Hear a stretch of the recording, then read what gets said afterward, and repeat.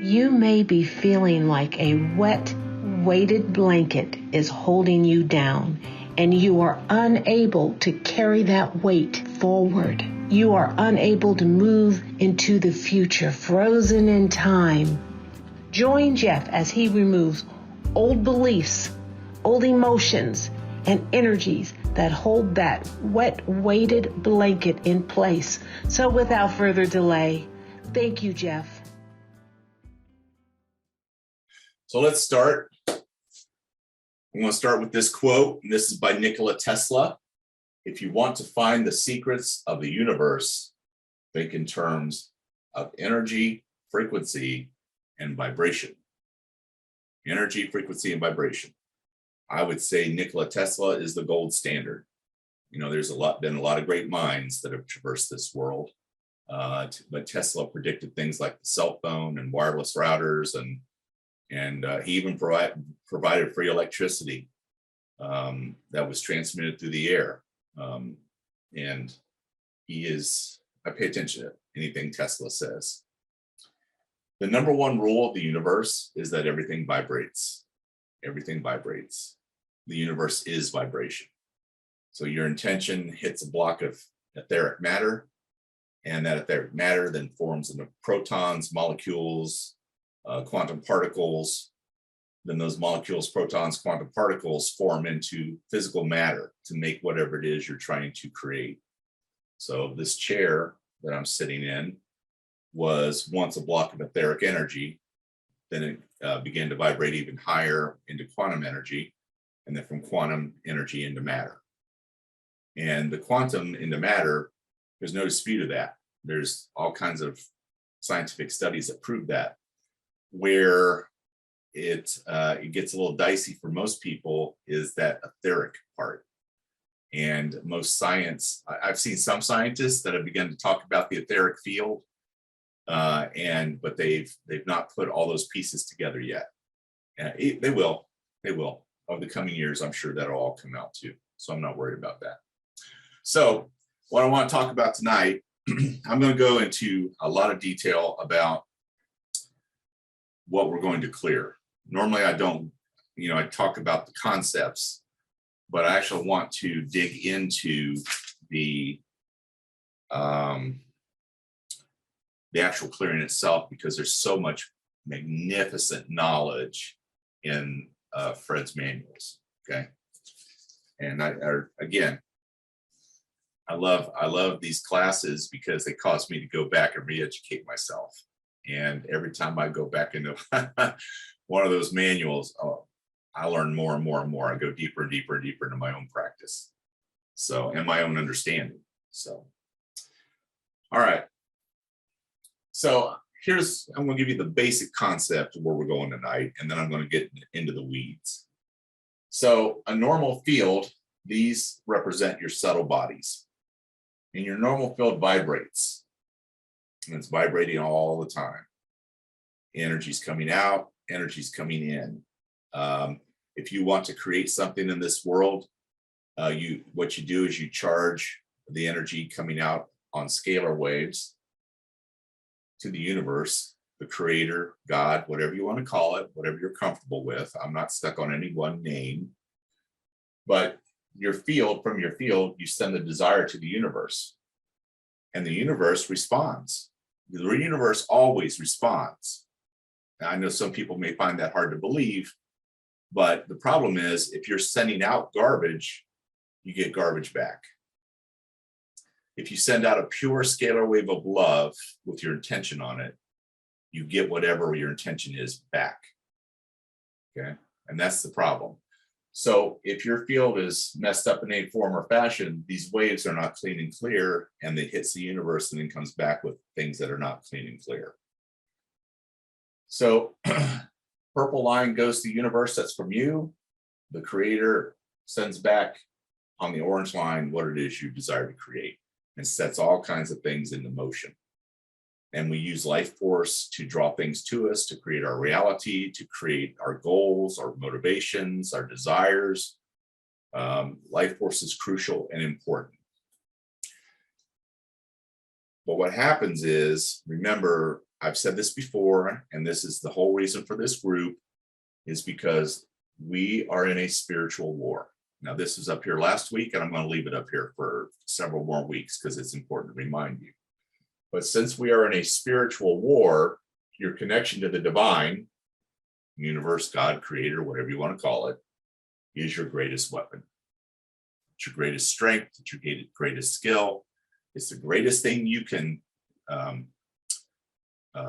hold on to and use in this reality, is that connection to the divine.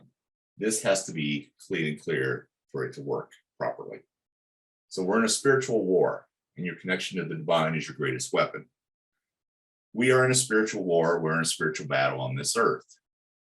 And like I said, given the events of the past several weeks, you can see evil exists. If we were not in a spiritual war, you would not see the BS that's going on all around this country and in the world in general. We're in a spiritual war, and they're trying to take us out. And one of the ways they do that is by taking this pristine, beautiful, vibrating, powerful field, this energy field that you are, and shut it down. And that's what this represents. Notice how the colors collapse all into black. Notice how the field, your average field, will extend anywhere between 20, 30, 40, 50 feet from your body, from your physical body. Your field will actually enter the room long before you do. And that's why you can sense what's coming. That's why you can sense what's about to happen, or you have anticipation of things people will say to you or what they're going to bring up or what have you. That's because your field is much bigger than your physical body. But with what I call the third polarity force, your field collapses. Your subtle bodies collapse in on themselves, and energy does not flow. It does not move. And your field, the most important, most crucial part of the body-mind field complex is movement and flow. Movement and flow. The minute movement and flow decreases or stagnates or stops, you feel it and you feel bad. And if it's in that state or condition long enough, your physical body will begin to manifest symptoms of it. So this is a collapsed field. And when you're in a collapsed situation, when your subtle bodies are not functioning properly, your ability to work with matter, energy, space, and time will drop well below 10%. And in this universe, if you're below 10%, you're basically not functioning. You need to be at 100%. 100% ability to work with matter, energy, space, and time. And so when you send, or not you, but when this person sends information to the universe or sends something to the creator or initiates a prayer, it doesn't even get there. So instead of a beautiful wave and a beautiful response, their information, their intent is so jagged and so messed up, and the information just falls. It just doesn't happen. It's like in the computer world, it's corrupted data.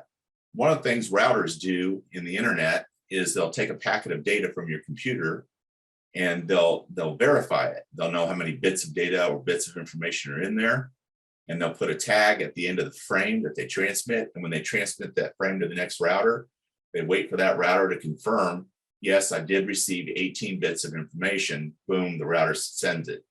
And then it sends to the next router, the next router, the next router, until it ultimately gets to the server that it's trying to look for. Well, in this situation, there's no confirmation. You're not getting 17, 18 bits of data or whatever you need. It just doesn't get there. It doesn't happen. And this is why you cannot move energy, matter, space, and time. And then, of course, the response, which you always get back from the universe, is jarbled, garbled, messed up, and it's just as trashy as what you sent out. So we used an old adage in the computer business, garbage in, garbage out. If you put garbage into a computer, you get garbage out. If you write a program and it's garbage, you get garbage. Data, the way it's transmitted via the internet, the networks of today, they have to be in integrity. And if you put garbage into that network or you transmit garbage, the transmission you get back is going to be garbage. And so that's what happens in this situation. Okay, so this impacts a person's ability to manifest, to create, to draw things to them. It hampers their ability to use life force. And so life force can be coming in. So you can look at somebody's field and life force is happening. It's coming in, going out, coming in, going out.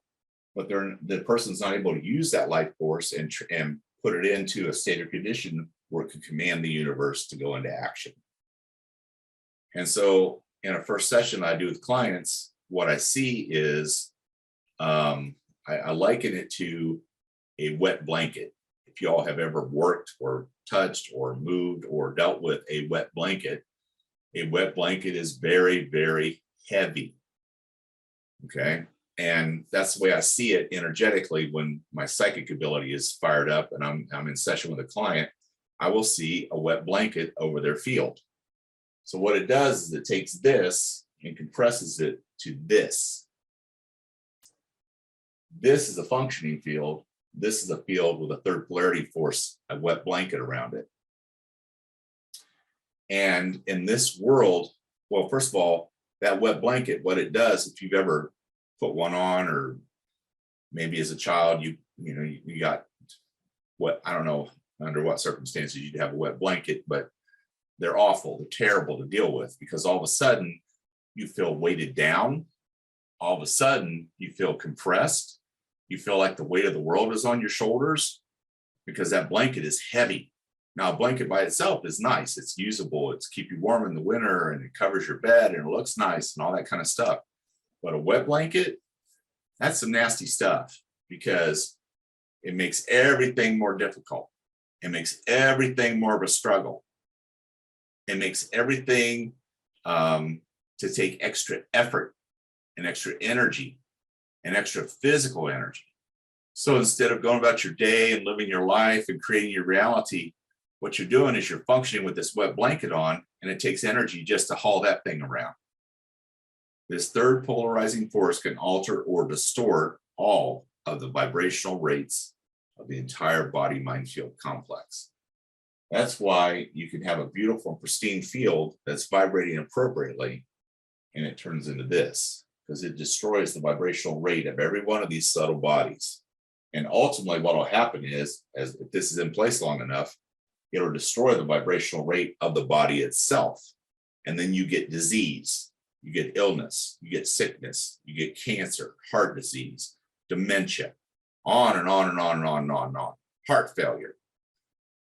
All that thing those are only symptoms of an energy field that's not this, but this. Now in the world, if you get 7 billion people operating like this, you get a world of lack and struggle. You get a world of pure evil. Because this certainly blocks you from the light of the Creator.